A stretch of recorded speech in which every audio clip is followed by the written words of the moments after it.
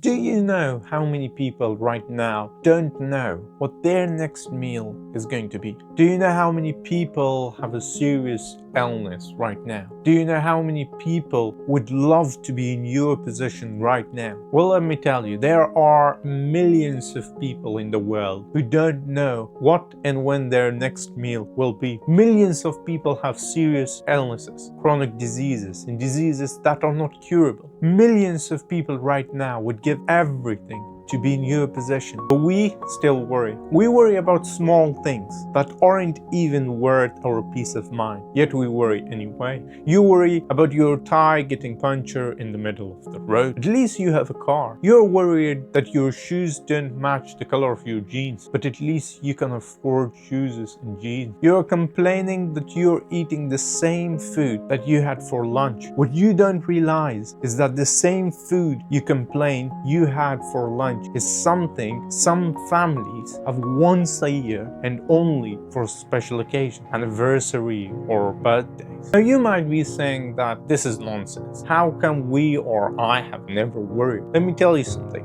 I did worry quite a lot, and worry is part of life. But I have control over my worry, and I will teach you exactly how. There was times when I thought this is the end of the world. I thought I would never face a worse situation than the current one. And guess what? After 2 months, I couldn't even remember what I was worried about in first place. And we all face situations where we think this is the worst possible thing that could possibly happen to anyone. But then something else happened. And we think this is the worst possible thing that could happen. Where we have forgot about the first worst possible thing. This is very normal and this is life. And it happened again and again. When I graduated from high school, I was worried about what I was going to do with my life. Should I go to university? If university, which field to study? For almost a year, I was worried about all university matters. But then started university, I completely forgot about my worries because I had passed that phase. But then something worse happened. I failed the philosophy subject during my Bachelor of Arts in India. It was the first time in my life that I had failed a subject, and it was a very difficult situation for me.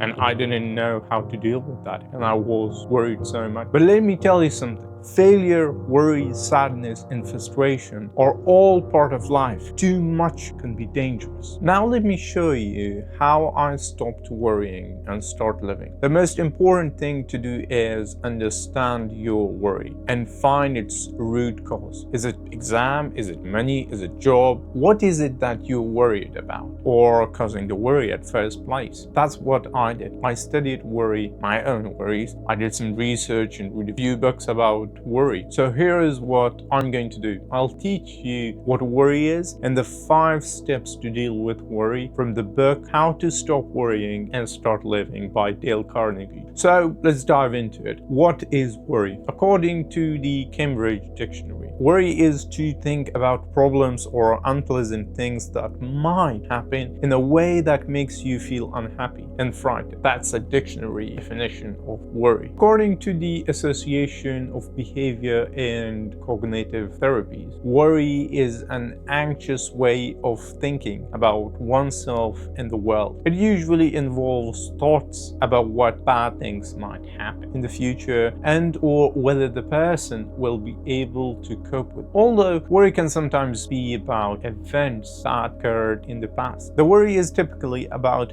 how that event could affect the future. How we have reached the 5 steps. Like myself, millions of people use to deal with worry. Step number 1, live in day-tight compartment. Only worry about what's happening today. That's all you can control. Focusing on the present keeps your energy where it matters the most. Number 2, sleep. Try to rest before you get tired. Everything feels worse when you're exhausted. Protecting your sleep is protecting your peace of mind. Number 3, cooperate with the inevitable. There are some things that you can't control. Accept them and plan how to deal with them so you can move on instead of wasting energy resisting them. them. Number 4, try and face your problems logically. Follow these 3 simple steps. First, what's the very worst that can happen? I use scale for this from 1 to 10. 1, it's not even a worry. 10, worst case scenario. Second, prepare to accept the worst. And third, think of ways to improve on it. This method turns fear into practical solutions. Number 5, count your blessings. Very cliched but very true. We often got a lot more to be thankful for than worry about. Gratitude shifts your perspective towards abundance. Thank you for watching this video. I hope you enjoy and help you not to worry or worry less this point onward. If you think this video will help someone, make sure to share it with them. The very end I'd like to say is that stop worrying about what can go wrong and get excited